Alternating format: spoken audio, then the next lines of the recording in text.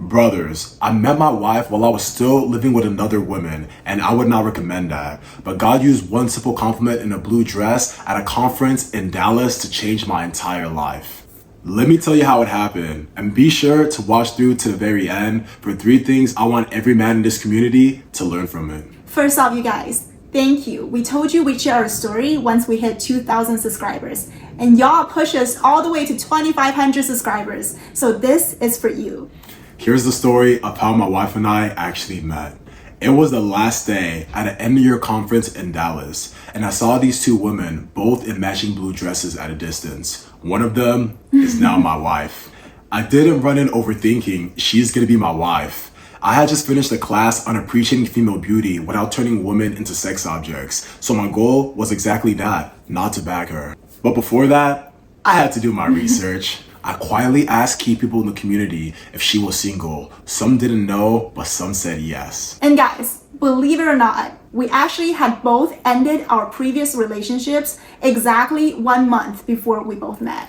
So I walked over and I said something along the lines of, ladies, you're killing it in your blue dresses. Keep doing your thing. No cheesy pickup lines, just a real compliment. And just as I was about to walk away, I grabbed his arm and I was like, hey, what's your name? And guys, shoot. So I thought, hey, there might be something here. We had to break for the next session. So before we split, I asked her for her Instagram, and I'm glad I did because that was the last time I saw her in person the whole weekend. She went back to Austin and I went back home. So we started texting on Instagram, and pretty quickly I asked for her number. I wanted to call, but I was like, hey, let's FaceTime. I was like, why not? Our first conversation was about 7 hours. The second was the same thing. And the third was about 8 hours. Now, here's the part I'm not proud of, and I don't recommend it to any of you. At that time, I was still living with my ex-girlfriend. And living with someone you're not married to creates all kinds of compromise and confusion. And I felt that tension rising every single day until she moved out. But even in that mess, God was still working and exposing where I needed to grow. So when we first met, I wasn't a Christian, I was agnostic, and I wasn't claiming to follow Jesus. And a few years before that, I had been married to women who did claim to be Christian, super spiritual, spoke in tongues, and even told me I don't believe in divorce. But later on, divorced me in 30 days because she believed that God was showing her in dreams the man who was actually supposed to be her husband. That marriage was toxic. And I'm sure I played my role, but I walked away feeling less holy, feeling like she was always the righteous one, and I was never spiritual enough. And being transparent, that hurt my relationship with God for a while. So when I met my now wife, my mindset was different. I had learned, don't marry someone because of the label Christian.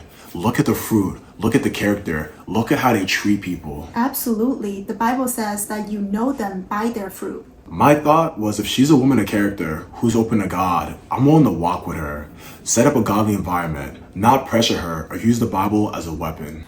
Around 3 months of us dating, I yielded my life to Christ. He didn't manipulate me into doing so, and he didn't say convert or else. Just God working on her heart while I tried imperfectly to live what I believed.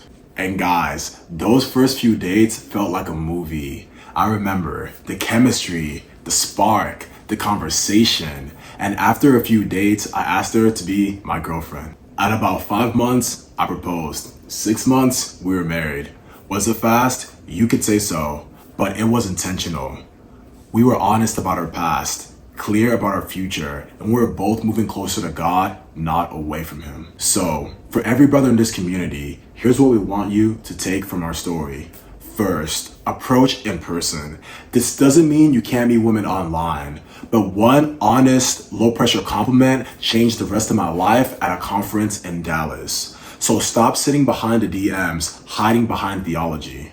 Second, judge fruit, not labels. Some of the people who scream Christian the loudest will use it to control and condemn you. Look at character, not just church talk. Third, create a godly environment. Don't control the outcome. My wife came to Christ because God drew her, not because I argued her into the kingdom. For all of you in husband in training, that's how we met. It started with a blue dress, a simple compliment, and the courage to walk across the room. If you're a high-performing Christian man who loves God, but you're behind in dating and marriage, I make videos like this every week to help you, so hit subscribe and leave a comment so I know where you're watching from. And then go give a genuine compliment to a woman today. And guys, God can't steer a parked car, so move.